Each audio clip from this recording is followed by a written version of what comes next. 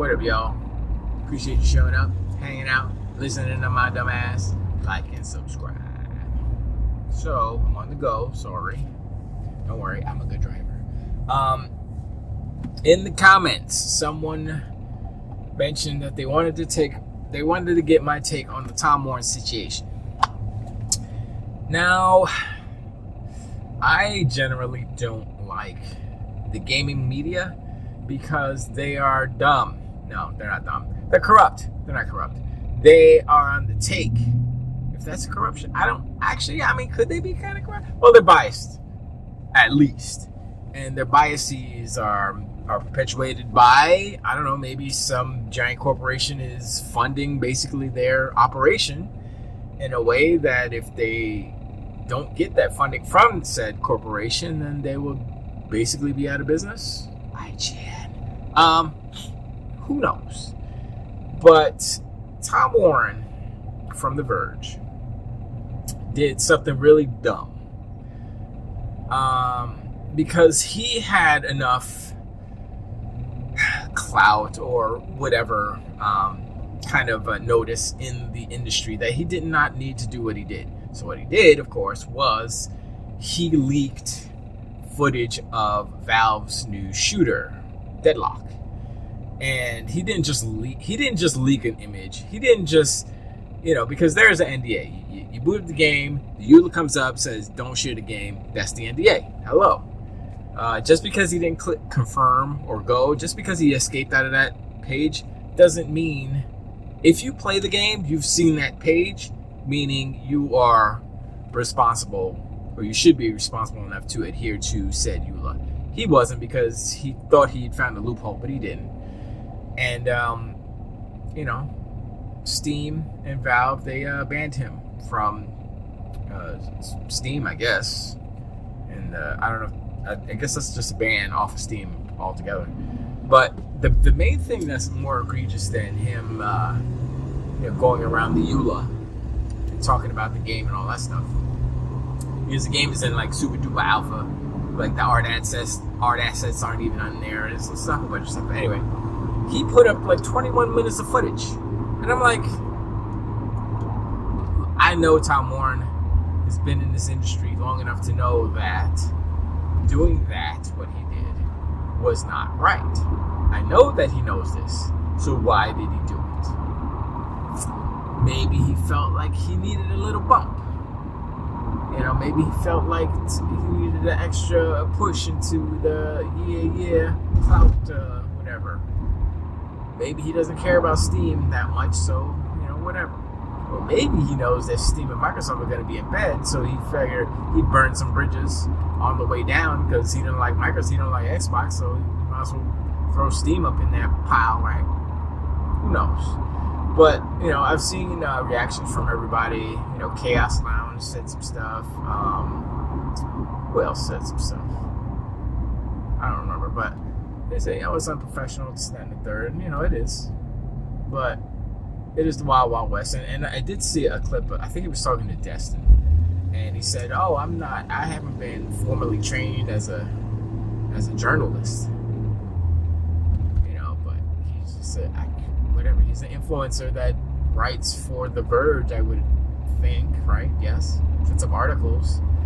Just because you haven't had formal training does not preclude you from, not preclude, but doesn't elude you, no. Doesn't exempt you from the journalistic integrities and responsibilities because you are doing the job of a journalist. Let's just say that I paint cars. I'm a car painter, but I never went to car painting school. I'm a bodywork expert. I'm a car fabricator. I fabricate the best cars. I put these hot, the ground effects. I put stupid bumpers and stuff on you. I could hook your car up, wings and everything. I never went to car fabrication school. I did it. I learned it on YouTube. I bought my first welder at Harbor Freight. So, saying that you didn't go to journalism school does not make you a journalist, because that's your job. You are reporting news and such from a website that reports news and such. So you are a journalist. You are not a good one because of how you act and what you say, but still a journalist regardless. Now, I mean, he's banned, whatever. I think that's the full extent of what Valve could do. Could they press charges? I don't actually know. Possibly. They could possibly take him to court, but I don't think it's worth it, because I think that the public sentiment towards Tom Warren is such that, I mean, the public is seeing how goofy he is and what like I said, the public sentiment is that Tom Warren's a goofball. He's a dunce. He's a boob, as Boom would say. So, I kind of saw him on Twitter here and there. Oh yeah, Tom Warren said something. But honestly, I wasn't following him like that. I didn't really care, and now I really don't care. He's just going into the IGN pile basically, where it's like, oh, journalists that I shouldn't even listen to. Tom Warren, you just made the cut. MVP this week, Tom Warren. I don't give a damn, journalists. Yeah, so it's like, you have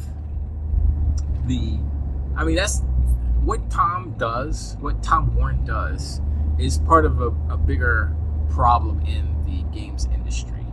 And it's the reporting, and it's the biases, and it's all these things. Like, if it doesn't make sense to me, because for me, who loves video games, period, I don't like any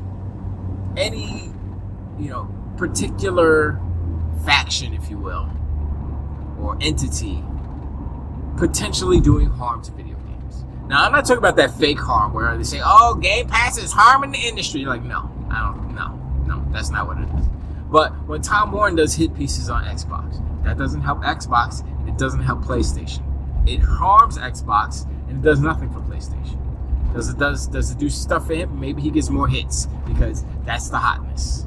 But eventually that's going to erode away because Xbox has most of the big IP right now. So it's like, Sony better make some new ones or resurrect some old ones. But,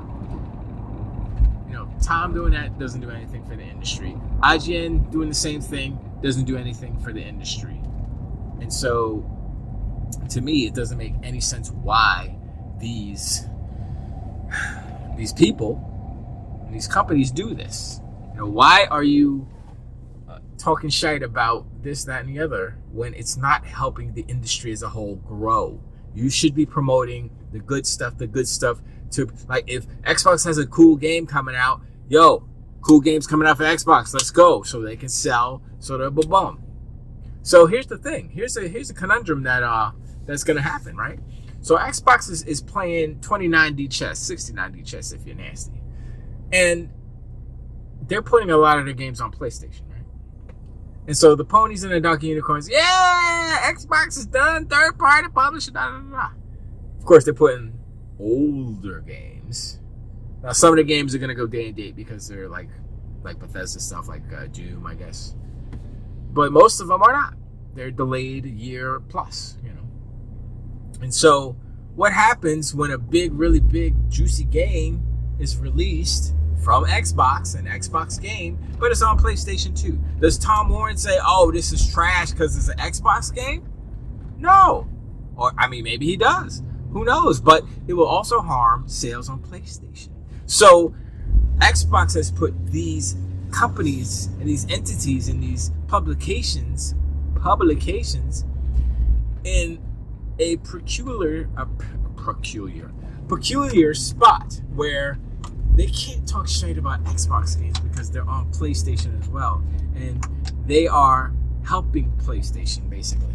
People don't look at it like that, but Microsoft is basically giving PlayStation money by putting their games on PlayStation and allowing them to be sold there. They're giving them 30%. That's it. That's the short of it. And these donkey unicorns and these ponies are just not seeing it. They're not understanding how this business is evolving, how Microsoft is taking the lead in that business side. They saw it with Game Pass. That was a good choice. And now they're doing this, putting a lot of their IP on PlayStation in order to give more life to the IP and also bring a little bit more revenue for the IP. Because right now the IP is not making any money because it released 2-3 years ago. When did Forza Horizon 5 come out? It was like 3 years ago, right? So and people are making a big deal like, oh my God, Xbox is like 3-year-old game? Really? That's okay. Y'all are idiots. I'm just saying. And it's, look, bottom line is Microsoft is, they said they're not going to do anything to harm the Xbox business. And that entails consoles, Xbox consoles. They're going in next generation. I think next generation is going to be special because with that handheld, forget about it. There's going to be so many people buying it, including this guy, and they don't know what's in store for them, man. They have no idea what's coming. But anyway, I appreciate y'all hanging out. Like to subscribe and be sure one. Hey, leave a comments below. Let me know what you think about all these knuckleheads, these donkey unicorns and ponies, and talking all the shite, all the journalists talking shite about this, that, and the third, and not realizing that they're harming the industry as a whole instead of like cheerleading one particular camp, which doesn't make any sense because Sony is not in it to help the industry, not to grow the industry, obviously, because they put out a lot of stuff that doesn't make money. They're doing things that are antithetical to growth for devs and for consumers. It's kind of two of the main things that help the industry thrive. The devs making the games and consumers who buy the games. Sony's just the middleman. If the devs could sell it directly to us, they would. And they do through Steam, but that's not directly to us. But still, that's more than Sony does. But anyway, rambling. I'll talk to you on the next one. Till the wait.